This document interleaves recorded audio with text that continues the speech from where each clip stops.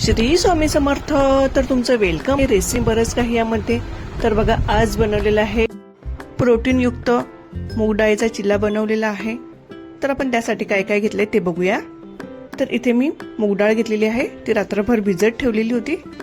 रवा घेतलेला आहे 3 चमचे, जिरं घेतलेलं आहे, मीठ, हळद घेतलेली आहे, अद्रक आणि मिरची. कमी साहित्यात एकदम पौष्टिक होतो नाश्ता. तर बघा, आता स्कूल पण चालू झालेले आहेत, त्यासाठी आपण टिफिनसाठी हे बनवू शकतो बघा. तर आता मिक्सरच्या भांड्यामध्ये मी आता भिजलेली डाळ टाकते. आता स्कूल चालू झालंय, तर सगळ्यांना हाच प्रश्न की रोज टिफिनला काय द्यायचं. तर अशा रेसिपी बघण्यासाठी नक्कीच सबस्क्राईब करा. साध्या आणि सोप्या रेसिपी नक्कीच तुम्हाला बघायला भेटतील. तर बघा, त्यामध्ये थोडंसं डाळीचं पाणी आहे तो पण टाकायचं आहे. तर त्यामध्ये टाकते मी रवा.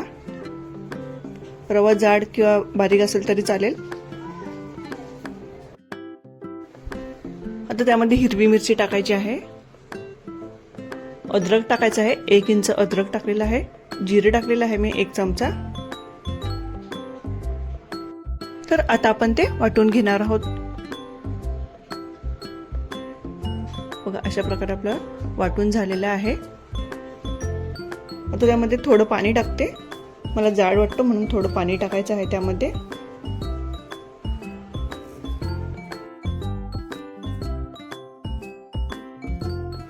जर तुम्हाला बॅटर जाड वाटला तरच तुम्ही पाणी टाका. आता त्यामध्ये आपण हळद टाकणार आहोत, अर्धा चमचा.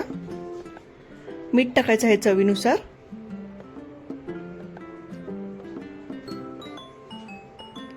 चांगलं ढवळून घेते आता,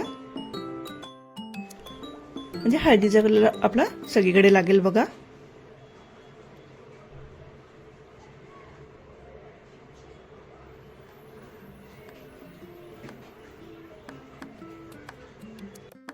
आता आपण 15 ते 20 मिनिटं साईडला ठेवणार आहोत, म्हणजे जो आपला रवा आहे तो चांगला फुलून निघणार आहे बघा. बघा, आता आपले रवा पण मस्त फुललेला आहे. बॅटर बघा कसं चांगलं झालेलं आहे. तर बघा, आपण इथे करायला लगेच सुरुवात करणार आहोत.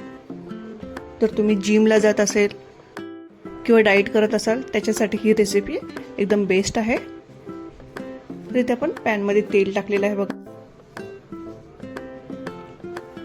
पॅन चांगला गरम झालं की आता आपण त्यामध्ये बॅटर टाकणार आहोत.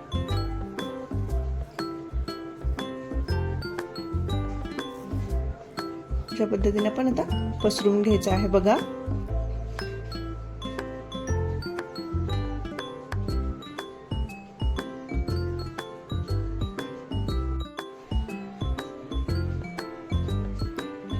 आता आपण त्यावर झाकण ठेवणार आहोत आणि 2 ते 3 मिनिट फक्त झाकण ठेवायचं आहे त्याच्यावर.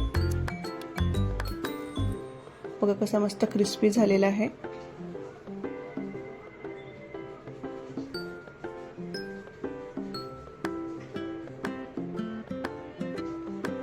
आपण ते दोन्ही साईडने थोडंसं भाजून घेणार आहोत.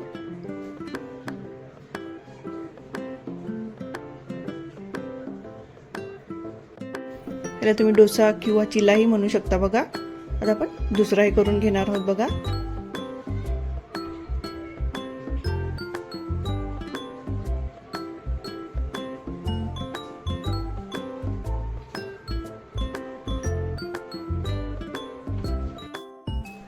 तर अशा पद्धतीत आपले हे दोन्ही रेडी झालेले आहेत. तर तुम्हाला माझी रेसिपी आवडली तर नक्कीच लाईक करा, शेअर करा आणि सबस्क्राईब करा. कमेंट्स पण करा. तोपर्यंत बाय बाय.